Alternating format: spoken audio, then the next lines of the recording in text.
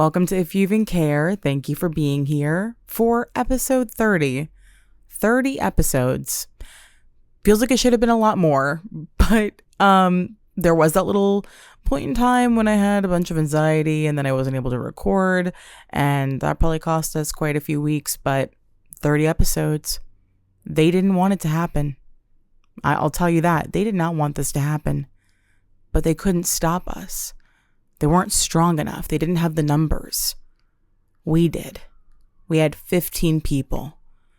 And that's that's like more than they had. They, the ones who tried to stop us, of course. They being the ones who didn't want this to happen. That was them passing by just now. My brain fog is unreal right now. I don't know where this episode is going to take us. I have stuff written on my phone. I always have notes. They don't go together. They don't mean anything. Some of them aren't even full sentences. But for a couple of days now, my head has felt so cloudy. And now I feel myself getting sick. So now it makes sense. I feel that feeling in my throat when it feels like there's something sharp in it. So something is coming for me. But I just can't think straight. So we'll see how this goes. And I'm sorry in advance. So now you actually can't get mad at me if you're like, hey, this fucking sucked. What is this? What are you doing? Go back to school. First of all, relax. Don't talk to me like that. I'm actually a really nice girl. Talk to me a little bit nicer, okay? And then I don't remember what number 2 was. Do you see what I'm working with right now? So we'll see what's going to happen. But I know I have some venting to do. That's for sure. I think it's because I'm getting sick. It's the only thing I can think of because nothing else in my routine has changed. I have felt so cloudy that it's like I wake up and I'm like, maybe if I have a coffee, that'll do something to me. Doesn't do anything to me. I go, maybe if I have a second coffee, maybe that first coffee will feed off of that second coffee, and then I'll have energy and I'll feel like a person and I'll feel like I'm real.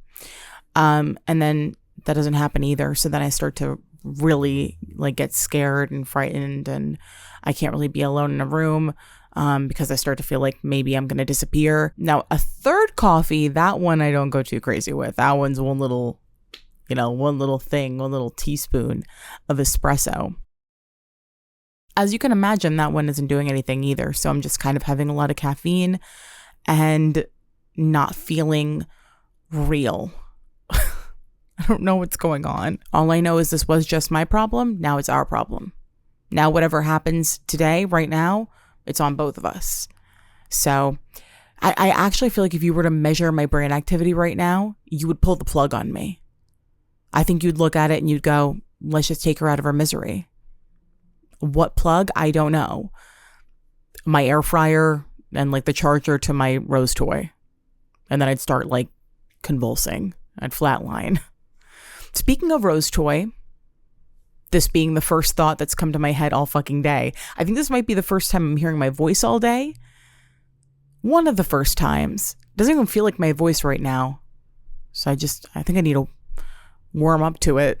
But this is one of the first cohesive thoughts I'm having, and it's about Rose toys. I love going into a sex toy store to look at the lingerie because often you'll find stuff that's actually like you could wear it out. I'm not talking about anything crazy. I'm not talking about like nipples out. I'm talking about like a cute little baby doll dress that could be worn as a top or something like that.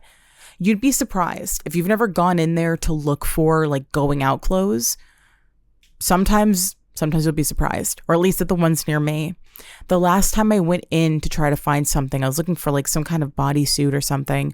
A lot of them are just regular clothes and they're not even like see-through or like sexual at all. They don't look like they kind of look like lingerie, but like, you know how lingerie is clothes now and clothes are lingerie, and it's all kind of the same thing because nothing matters.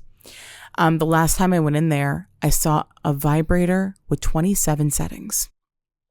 27 settings. A Rose toy with 27 different kinds of vibrations.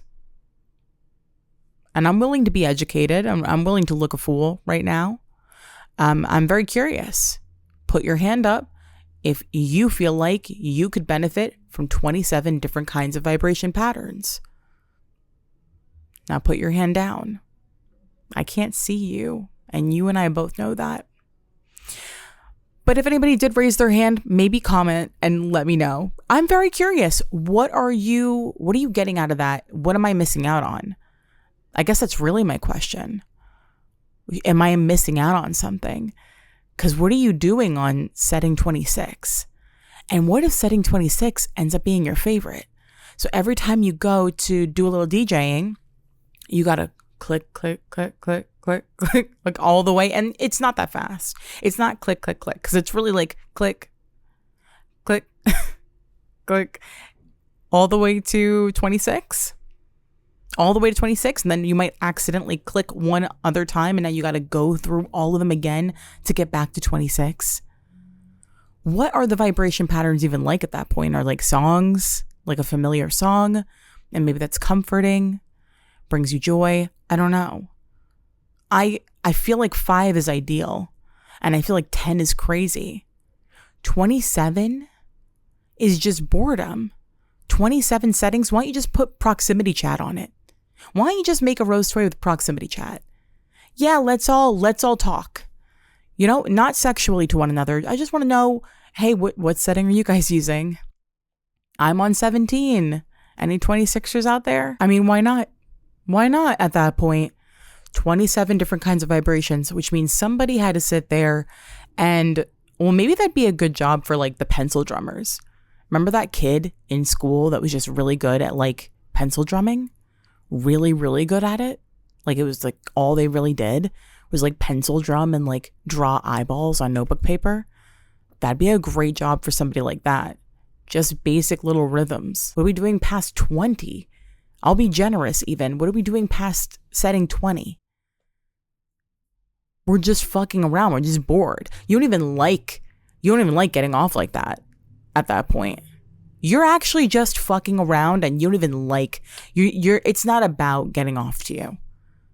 It's about wasting time. It's about just laying around, dicking around.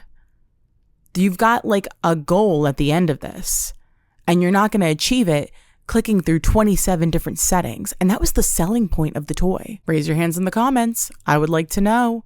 I'm genuinely curious, and I'm willing to be educated. I'm willing to be told, hey, you're fucking wrong. You're an idiot. Maybe you could even say that to me. Maybe I'll allow it today. That's fine. Normally, I wouldn't like it if you talk to me like that. But if you really feel like, wow, I'm listening to an idiot talk, you don't know anything about 25, 26, let alone 27, educate me. You know, I'm willing to be educated. I want to talk about something that I talked about. I'm pretty sure I'm going to feel real foolish if I've never talked about this, but I'm almost positive that I have. I just don't remember how far back it was. I think I've spoken about when I was out one day and this woman kept coming up to me and fixing my skirt. Fixing. I'm using quotation marks because it's not actually fixing. There is a thing that happens. Do you mind? Will you listen to the plight of a big titty girl? Because I know a lot of people out there have similar problems. In fact, it doesn't even matter what your body shape is or anything. I think this just happens. I've seen people do this to people who they just feel like their shirt is like too low cut, and they'll do this kind of thing.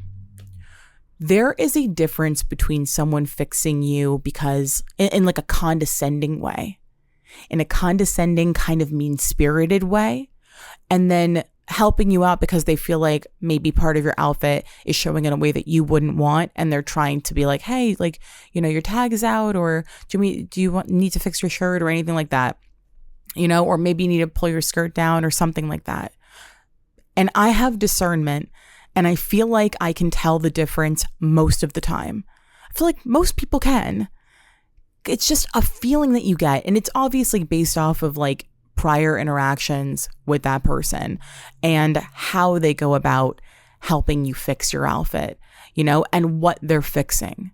You take all these things into account. Some people will come up to you, especially if you have thicker thighs or if you have a butt or if you have boobs, especially, they will come up to you and fix you, meaning like try to make you look more modest, or like if they feel like you're revealing too much and it makes them uncomfortable somehow, they'll try to pull your shirt up or pull your skirt down or whatever it may be. And if you have a big chest, that happens when you're wearing a shirt, especially when it's warm out. This is when it's the worst, because it's like you get stares from older women, and like especially from older men, but those are like a different kind of look. That's like, I wish you a life full of nightmares. I really do. But from older women, it's always like disappointing. And they're also looking disappointed in me. So now we're looking at each other with disappointment. But it's like, there's nothing I can do about it. It's just kind of the way it is. This woman came up to me whenever it was. Could have been even a year ago at this point. Could have been like exactly a year ago. I cannot remember. I was wearing a mini skirt that night. Now, the thing about a mini skirt, as many of you might already know, is that it's mini. Just being a mini skirt and all. So I'm wearing it intentionally, knowing that it's a mini skirt. And I'm at a bar/club kind of thing. And, there's dancing and there's drinks and there's whatever. So seemed like a place where I would normally feel pretty comfortable wearing a mini skirt. This woman came up to me and she kept fixing me. Going, honey, let me just, and touching me without asking, without going, hey, your skirt is riding up a little bit, something like that, which it wasn't. I was wearing it just as it's meant to be worn. Now, if you pull my mini skirt down, now we've got crack, and now we've got a problem. You take my crack out without my permission, you and I have an issue. We've got a little bit of a problem on our hands. And so does everybody behind me. Now they're mad at me because of what you've done. Are you going to go and deal with them? No. That's going to be for me to handle. So she comes up to me and she's fixing me. Goes to pull my skirt down. And I back away from her. And I was like, what are you doing? Like, she's like telling me she's fixing me or whatever, And I'm already picking up on, especially from like having kind of spoken to this person before, like I've just kind of been around her. I know that this is not coming from a kind place. I can kind of tell where this is coming from. So I'm backing away. I'm like, oh, thanks, whatever, the first time. And then she does it again and again, coming up and touching me. And at that point, I'm like, I don't really like being touched, which she takes offense to. And that's happened to me a couple of times where I've like told people where they come up to fix me and touch my shirt or whatever it is. And I tell them flat out, oh, I don't really like, people coming up and like touching me that I don't really know. And they almost always get offended by that because they're also a woman in these cases. Doesn't matter to me. I don't like a stranger coming up and just touching me, especially in these places. And also, everyone else can see you. And that's a big part of this too, is you can tell the difference in many ways, like what their intentions are. But it's also the fact that sometimes they're doing it in front of men. And they're doing that on purpose. There is no scenario where I would ever do that. I've gone up to girls and told them a tag is out, or like, tried to help them with an outfit. As a person who wears hair extensions, I will tell a girl if I see a clip out, just in case they want to fix it. And if they're kind of just like, oh, whatever, okay, that's fine. But going up and just touching somebody and pulling on their clothes, or going up to someone and touching their hair and rearranging it, I would never dream of doing that. You don't know what people's boundaries are. You don't know what they've been through. Either way, I just think, why would that be your approach to that? Drinking or not, even drunk as fuck, I wouldn't do that. So she got offended by me doing that. Then the last interaction about this fucking miniskirt, she comes up to me and shows me that she's taken a picture of me from behind. She took a photo of my ass to show me that I'm wearing a miniskirt. She just walks up, shows me her phone, and there's a photo of my ass on it. So I went, what are you going to do with that? And I said it like being serious, the same way that I would say it to a man. because that's what you're doing right now. You don't get some kind of pass for taking a weird photo of me like that. I don't care. So I did it like that. And then she kind of went, oh, like, like, oh, I see what you're saying. Like, I see what you're doing right now. And then she walked away. That interaction that should have never happened, right? Made me so uncomfortable. Just made me, like, my skin was crawling. I saw that same person this weekend when I went out for my mom's birthday. She turned 53 on the same day that the Knicks won the championship for the first time in 53 years. So fucking weird. Just a weird, really cool coincidence. Like one of those coincidences that only happens like a couple times in your life where like numbers align like that. It was just really cool. And I saw this person out and hadn't seen her in a while. She looked great. And she was wearing a completely see-through bodysuit. And I do mean completely transparent.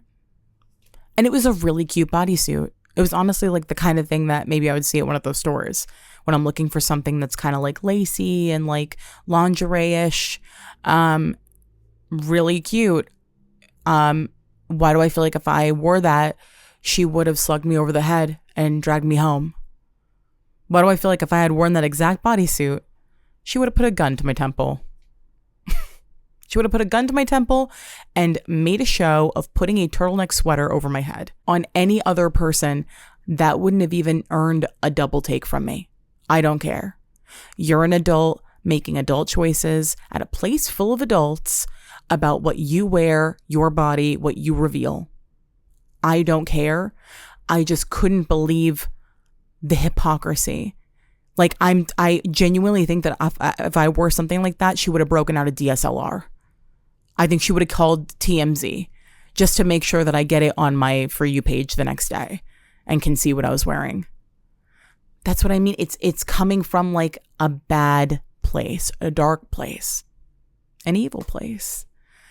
The whole fixing thing. It's a tough time, like when it's warm out and you want to wear cute clothes, but you know that they're going to look more revealing on you.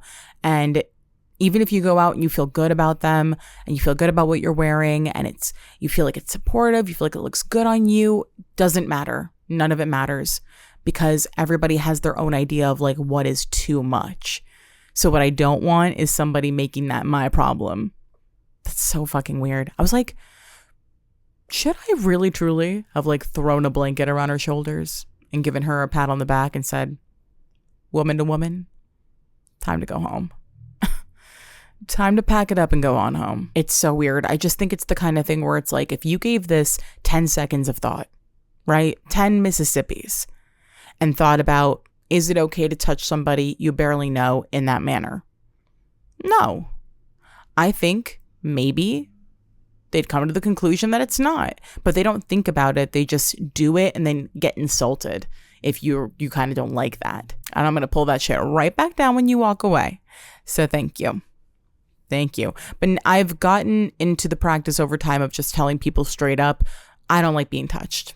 So don't do that. And it comes off as rude and they're going to think that you're rude. They think that I'm rude and that's fine because I'm not. In any other conversation, I'm very polite and I'm nice. But if they think I'm rude because I tell them I don't want to be touched, fuck it. It's not the kind of person that I would have gotten along with anyway or that I want to be talking to. So it actually kind of works out better if they think I'm rude and that they don't want to talk to me. Like I've had people say like, I don't really like her attitude. And it's because I've asked them not to touch me. It's funny because I grew up with such people-pleasing tendencies and only in recent years started to get on the other side of that and like speak up and put my foot down about things, really learn how to create boundaries and stick to them. And it really is like, it just takes practice. That's all it is. My social anxiety and my fear of disappointing people or people not liking me, it used to just rule me and I wouldn't be able to do those kinds of things. I wouldn't be able to turn down anything, to like just say no to basic stuff. Now, over time, it's gotten so much easier. Once you do it once and then you see that everything is okay and the world isn't ending and everyone doesn't hate you, it really gets a little bit easier to like practice it again and then again. And then eventually it's just something that you don't think about. You just know that you can say it and you're going to be okay after you say it. But some things, it just sounds stupid sometimes to be like, oh, I'm going to have to practice saying this to people. But that it really is what it comes down to. Like, people used to do that to me. People have done that to me my whole life since I got boobs at like 15, unfortunately. And that was always a thing, was people would just come up and touch me. They would, you know, other kids in school would do stuff like that. And as you get older, it's a lot of the like fixing you and things like that. Or like drunk people coming up, like other women wanting to like touch you. And it's like without asking, without there being a conversation beforehand. And it was hard. It used to make me so anxious and I would get so freaked out. And especially if I was under the influence, if I was out drinking and then I'd have like somebody grab me, it just would make me like want to just go home. And now it's like, I can just say, don't touch me. And I can't take back the fact that they came up and started touching me, but I can back away and I can ask them not to do that again. And sternly. Okay, I do want to talk about Love Island a little bit, not what's going on in the show necessarily, because I don't know if anyone else feels like this. I feel like there are so many people that you can go to for commentary on what is actively happening, like what's going on in every episode, for a recap or their thoughts on it. So I just don't feel like I want to add to that. I don't know if it would be worth it. I don't know. I don't know if anybody would even want to hear that, because I really feel like I'm even a little Love Island the fuck out. Or more specifically, Love Island commentary the fuck out. Love Island commentary the fuck out. It's every other thing on TikTok. It's every other commentary video that comes up on YouTube. And a lot of it is really good. A lot of it I enjoy. Like, I'm tuning into Tanner Tan's like his coverage of it, and Upstairs Neighbors is doing Upstairs Islanders, and I think that's really fun. I have a couple of people whose names I can't remember off the top of my head, but like they're really good at breaking down the episodes, and I'm always interested to hear their thoughts. But even then, I'm like tuning in here and there because it's so much this year, and the show's been popular for a long time. Like in the UK, in the USA, obviously it picked up very recently, but this year it just feels like everybody is talking about it, which is cool, but also like sometimes you just want to enjoy something, and I don't want too many outside opinions. I don't want to be scrolling and every fucking video that pops up is somebody screaming about the show, and you have to calm down and you have to relax a little bit because you're freaking me out. You're making me think something insane is happening, and then it's just like they don't agree with someone's choice on the show. Well, don't yell at me about that. Don't do that. Write a letter and then go burn it if you really have to get that out. And it's like, it's fun sometimes to like do the most and treat it like you would a sports game or something. And like, it can be fun, but it's a little overwhelming for me personally. At this point, I'm just seeing a lot of it. So it's something I want to just enjoy on my own, obviously keeping up with UK and USA at the same time. I will say I really am enjoying both seasons. I don't know why every single like commentary video on YouTube, every like recap from someone who normally wouldn't talk about Love Island, but this year they are. It'll be a thumbnail of someone like looking disappointed, and then the title is like, what is this fucking garbage slop that I'm being forced to watch? This is the worst TV anyone has ever made, and I watched it. Let's break down this disgusting sloppy garbage of a slop show. Sloppity slop. It's just slop garbage.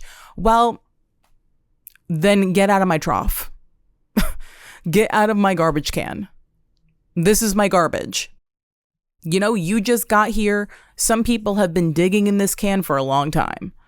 And we just want to enjoy it. And we just want to have fun. that's kind of like how commentary videos have to appeal to people now. At least on my YouTube algorithm, it's a lot of like, this shit was fucking stupid, the worst thing I've ever seen. Come click on it and watch. And sometimes it'll get me. Most of the time I'm like, why are you watching it then? And I completely understand, as somebody who likes to watch things just to be in the loop, like sometimes just to be in the conversation and find out, like, a lot of people that I know like this. Why are my peers into this? What am I missing out on? And I end up finding a lot of stuff that I enjoy because of that. But sometimes it's just to be a part of the conversation, to sit at the table and go, I'm aware of off campus, which I do have to revisit and give a second try. Because my sister just told me that she watched it and really liked it. So I'm like, okay, I really didn't give it much of a shot. So I'll go back and try again. You know, I'll get into some Love is Blind, and I really never truly enjoy Love is Blind, only little moments here and there. But I find it fun to be in on the conversation, and some moments are kind of insane, and then it makes it worth it. But you can skip through a lot of Love is Blind, and it's only, 8 episodes? Love Island's a little bit too big of a commitment to be fucking hating every second of it. Or just acting like you are. Acting like you're so mad and disgusted and just, what is this? What are they doing? It's like, it's just people dating. For the most part, now the challenges are crazy. The challenges are a little, hey, what am I watching? And what are we doing? The Love Island Catching Print Challenge. You know, the Love Island USA challenges are just go and dip yourself in that sloppy goo right there. House-made, by the way, mind you. Cover yourself in the goop, and you're going to slop around and kiss everybody, go from each person to person to person and kiss everyone. And then you're going to get covered in powder too. Now let's drop the powder on them. All right, they're going to pull a string. Now you're covered in powder and goo. An odd mixture. And now take one person that you've already kissed and bring them over to the kissing area. This is the area for kissing. You're going to make out covered in the powder and the goo.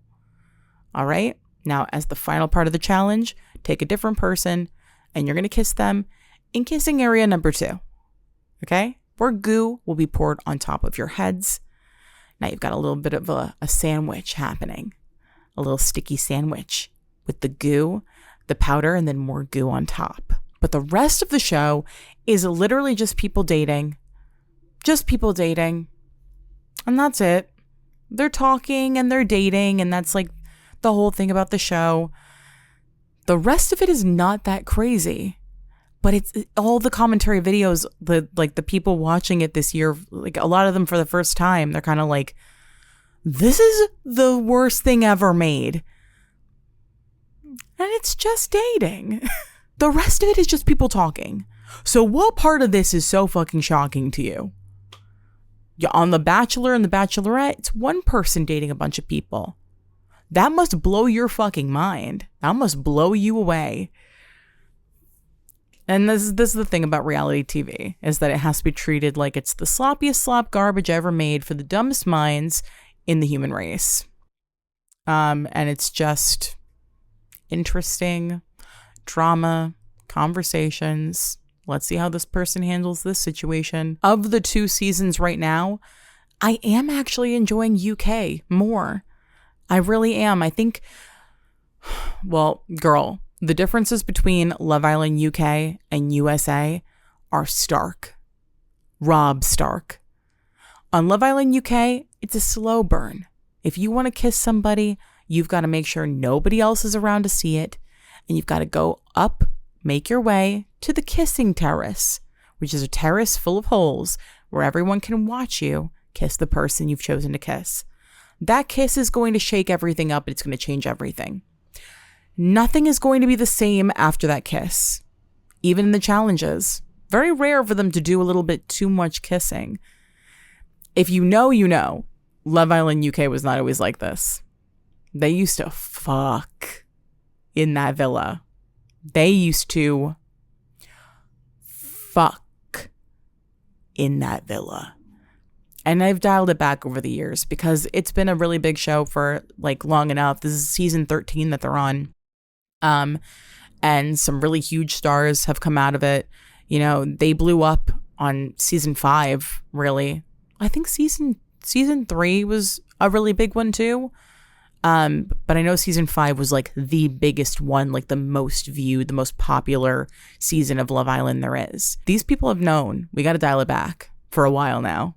We got to be careful about what we do on these screens because some people don't care and they throw caution to the wind and they'll have a meltdown and they'll scream and they'll just be themselves fully.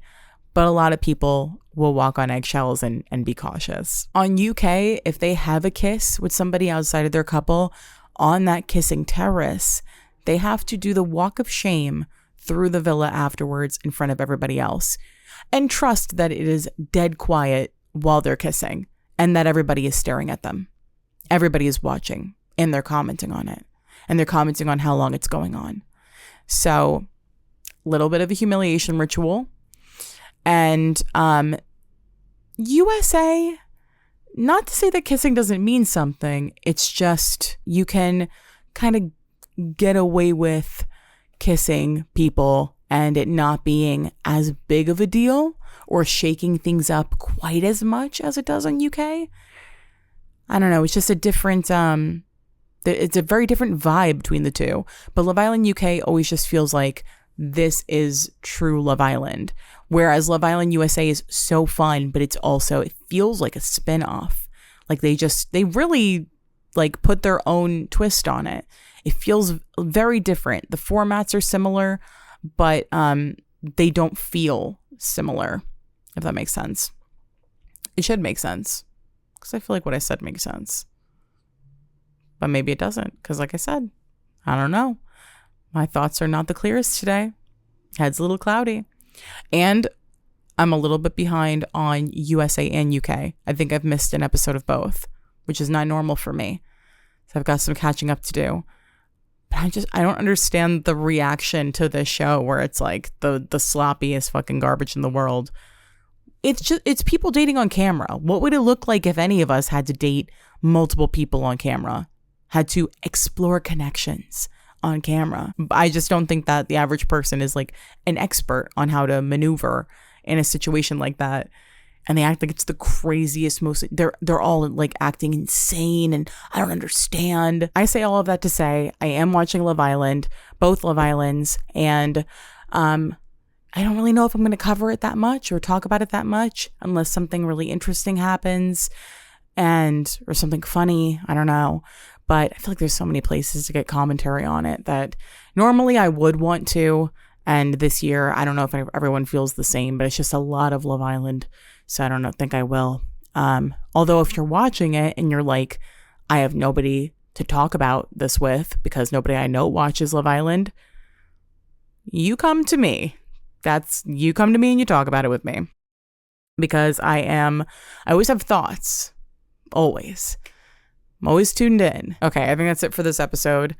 If you're feeling crazy or just feeling like you have this urge to give something a rating and you don't really know what to do with it, where to put that, what to rate, there is always the option of rating the show on Spotify.